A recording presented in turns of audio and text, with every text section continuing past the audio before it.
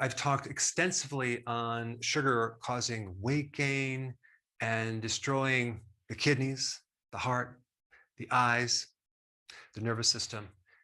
But I haven't really emphasized the magnitude of what sugar can do to your brain, especially the cognitive connection to the brain. And when I mean cognitive, I'm talking about your ability to put attention on something, to focus in and concentrate.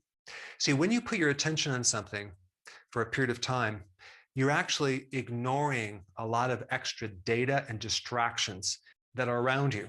You have to zone in on one thing, and that requires a good amount of cognitive power. In fact, your ability to hold your attention on something and get something done is really your personal power. And when you lose that and you're so distracted, they call that attention deficit disorder, right? They kind of made up and labeled this condition, which they say is a dopamine deficiency, but there's no proof. That's just a theory.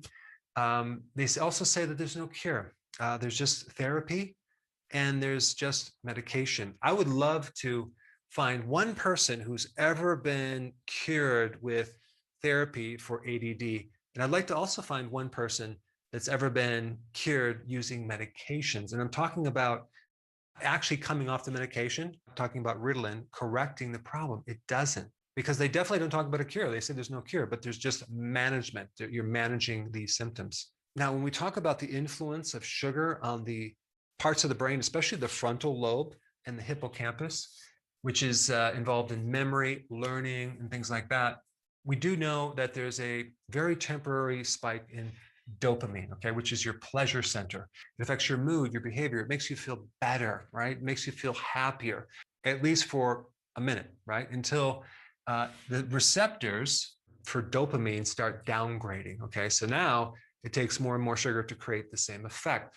But here's the big problem with sugar on the brain. It alters the inhibitory parts of the brain. So now we have less control over our own brains. We have less control over filtering this extra data that's coming in on us 24/7, and we cannot put our attention on anything for a period of time. So we lose focus. There's actually atrophy of the brain going on over a period of time. There's specifically the frontal lobe as well as the hippocampus, and it ages the brain. So it makes your brain older and it reduces blood flow to the brain. And what's really just bizarre to me is that when you look up attention deficit disorder, they talk about hereditary, they talk about environmental factors, but they don't ever even mention the word sugar as a direct association or a cause. And let me just first talk about the symptoms, how they describe ADD, okay? Not able to pay attention to detail, errors due to negligence, okay? Difficulty in focusing attention, problem with listening, problem with finishing tasks, problem organizing. I mean, what if they just never been taught on how to organize something, right? I mean, it's not something that always comes naturally to people. Next one is avoiding activities that require sustained attention, problem in placing objects back where they belong. I think that's probably just genetic because I have a hard time putting things back where they should be. Gets distracted easily and forgetting tasks. I think this describes the entire population, right? And then how did they come up with this diagnosis? Well, they actually got together in a room and they voted on this. There's no objective test, there's no blood test, there's no anything. It's all subjected. Now, since we're on the topic, let me just throw in one little thing on attention deficit hyperactivity disorder, right? This is like, wow. Increased mobility of limbs, the child playing with his hands and feet. Inability to stay seated for a long period of time. I mean, who can sit down for a long period of time? I don't know. I think everyone has that issue. All right, 3, running and climbing excessively, even in situations when this is not appropriate. I mean, isn't this normal for a child? Number 4, difficulty playing quietly. So in other words, what you're saying is when you're playing, you have to be quiet. That's normal. I think there's a problem with that. All right, and last one is speaking excessively. That's a problem. I think it's a problem not speaking too much, like you have someone too quiet. versus someone that just likes to talk. Wow, incredible. So this is how they diagnose it, but then the treatment is Ritalin, right? Ritalin apparently is supposed to increase your dopamine, but it has some slight minor side effects, which I want to read right here. Tachycardia, high blood pressure, headache, insomnia, anxiety, weight loss, dry mouth, abdominal pain, heart problems, psychosis, and death. Okay. And then also withdrawal symptoms, depression, dissatisfaction with life, exhaustion, nightmares, and suicide thoughts. And even the World Health Organization, which I'm surprised they even say this, but says the evidence of benefit versus harm is unclear. I mean, to me, it looks like there's a lot of harm going on when people get on Ritalin and trying to come off of it. Of course, if we want to learn more about this sugar, we want to go to the experts, the Sugar Association, okay? I think it's sugarassociation.org. What they say is, as long as you practice moderation and portion control, you can have your cake and eat it too, right? But what really gets me is there's two things that they say that are completely lies, okay? Number one is they say carbohydrates are the number one source of energy in the body. That's absolutely not true, right? You can run your body on ketones, actually way more efficiently. So positively not true. If you run your whole body in sugar for a period of time, you're going to have a lot of health problems.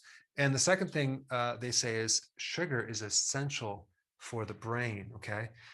No, it's not essential for the brain. If you stop eating sugar, your body will start making ketones. There are certain parts of your brain that need sugar, but that can come from your body's ability to make sugar. This is why our livers can do what's called gluconeogenesis, okay? This is a normal thing. If our body needs a little bit of sugar, it can make it. We don't need to have sugar. So this is false information. All right, so what is the solution? Stop sugar. If you have kids that have a problem with attention deficit disorder, I'm not telling you to get them off the medication, but I'm just saying, if you stop the sugar, you're going to find that they're going to start controlling their behavior a lot better.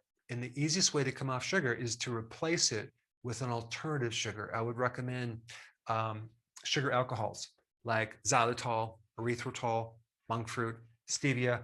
I will put a link down below of all sorts of recipes.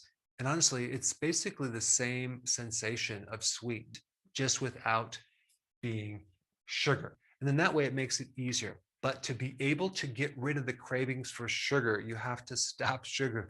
You can't just get rid of the cravings without stopping sugar for a period of time. And I'm only talking about 1 to 2, maybe 3 days, okay? And you got to bring your carbs down below 20 grams per day. And that's going to really help your appetite and reduce your cravings. And I think until you do that, you're really not going to know that it's doable. It's like, wow, your cravings will go away within 3 days. And then it's going to be so much easier. Okay. Number 2, start taking B1.